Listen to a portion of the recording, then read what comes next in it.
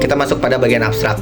Pada bagian abstrak, karya ilmiah ini mendalam tentang pengembangan beton berpenguat serat karbon CFRP yang berfokus pada konsep green infrastruktur. Green infrastruktur merupakan pendekatan berkelanjutan dalam pengembangan infrastruktur perkotaan yang memanfaatkan elemen alami untuk meningkatkan kualitas lingkungan.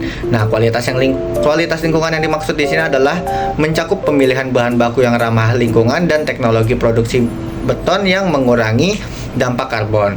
Nah, di metode penelitian kita menggunakan metode penelitian yang mencakup analisis komprehensif terhadap sifat mekanis dan lingkungan dari beton CFRP yang dikembangkan serta pemodelan berkelanjutan ekonomi dalam siklus hidup beton tersebut.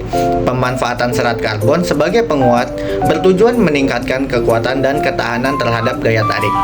Sementara aspek green infrastruktur diterapkan melalui integrasi material ramah lingkungan dan pendekatan desain yang memperkuat hubungan antara infrastruktur dan ekosistem setempat. Nah, hasil penelitiannya menunjukkan bahwa beton CFRP berbasis green infrastruktur ini memiliki kinerja mekanis yang unggul dan dampak lingkungan yang lebih rendah dibandingkan dengan beton konvensional.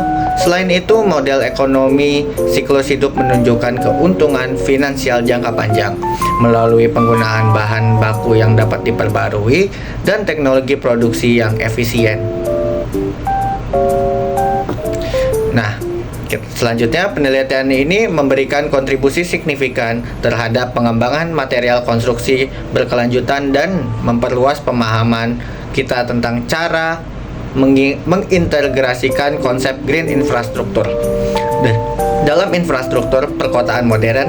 Dengan menerapkan pendekatan ini diharapkan dapat menciptakan lingkungan yang binaan yang ramah lingkungan, tahan lama, dan berkontribusi pada upaya mitigasi perubahan iklim global. Selanjutnya kita lanjut. Halo, perkenalkan, saya Nora Takasya Kasafitri. Di sini saya akan menjelaskan mengenai latar belakang dari topik yang kami pilih. Dalam dunia konstruksi sendiri, salah satu bahan utama yang digunakan dalam struktur adalah beton untuk pembangunan gedung, jembatan, jalan, dan lain-lain. Beton didapat dengan cara mencampur agregat halus dan kerikil dengan ditambahkan air dan semen Portland hingga mengeras karena terjadi reaksi kimia. Pada umumnya, jenis beton yang digunakan dalam struktur tersebut adalah beton bertulang atau fabrik komposit namanya. Tapi hal yang ditakutkan dalam penggunaan beton bertulang itu berkaratnya tulangan-tulangan yang ada di dalam beton. Tapi kini telah bermunculan inovasi baru dengan menambahkan lapisan FRP, Fiber Reinforced Polymer, seperti penggunaan JFRP atau CFRP pada balok. FRP merupakan material penguat bebas karat yang dipilih karena bobotnya yang ringan dan kekuatannya yang tinggi, dan terdapat serat-serat karbon. Jadi bisa dibilang bahwa penggunaan JFRP dan CFRP sendiri dalam beton meningkatkan efisiensi karena tahan korosi dan mempunyai kuat tarik yang mumpuni, tidak berat sehingga mudah dipindahkan atau dibawa ke lokasi konstruksi. Kuncinya ada pada bahan utamanya, yaitu berupa silika atau pasir yang sumber dayanya tidak habis, yang melimpah dan ditemukan di mana-mana. FRP ini mempermudah menahan panas di dalam ruangan selama musim dingin dan secara signifikan mengurangi pengaruh panas dari luar selama musim panas. Artinya beton berfiber ini bisa menjadi bahan tambah ramah lingkungan dalam green infrastruktur.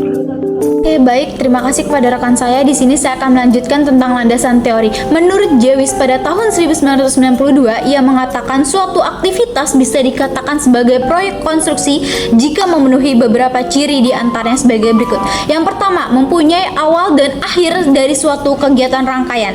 Yang kedua, mempunyai jangka waktu yang terbatas. Yang ketiga, rangkaian kegiatan yang terjadi tidak secara berulang-ulang, yaitu mengeluarkan produk yang unik. Yang selanjutnya, green construction. Green construction itu adalah gerakan berkelanjutan dengan terciptanya dari tahapan-tahapan pelaksanaan pemakaian produk konstruksi yang ramah lingkungan menurut Harimutri pada tahun 2012. Selanjutnya yaitu material konstruksi berkelanjutan. Menurut Arvianto pada tahun 2012, material yang digunakan pada proyek konstruksi green harus memperhatikan hal-hal berikut. Di antaranya, penggunaan material yang ramah lingkungan. Yang kedua, berkaitan dengan ekologi lokal. Yang ketiga, penghematan energi. Yang keempat, tahan air. Yang kelima, meminimalkan limbah. Pada data 2016. Baik, selanjutnya adalah pembahasan.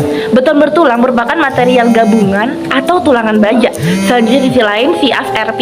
CFRP sendiri adalah bahan ringan dan kuat yang sering digunakan dalam kehidupan sehari-hari, yang memiliki beberapa keunggulan. Yang pertama, memiliki kekuatan tarik 2800 MPa dengan elastisitas modulus 165.000 MPa. Namun dia juga memiliki sisi kelemahan. Yang pertama adalah dengan harganya yang mahal, terus juga kurang fleksibel, akan tetapi dengan menggunakan serat komposit ini dapat meningkatkan ketahanan beton. Jadi kita tidak perlu memperbanyak penggunaan beton. Selanjutnya adalah dampak terhadap lingkungan itu sendiri. Yang pertama, mengurangi dampak emisi karbon yang dihasilkan oleh produksi material seperti produksi beton.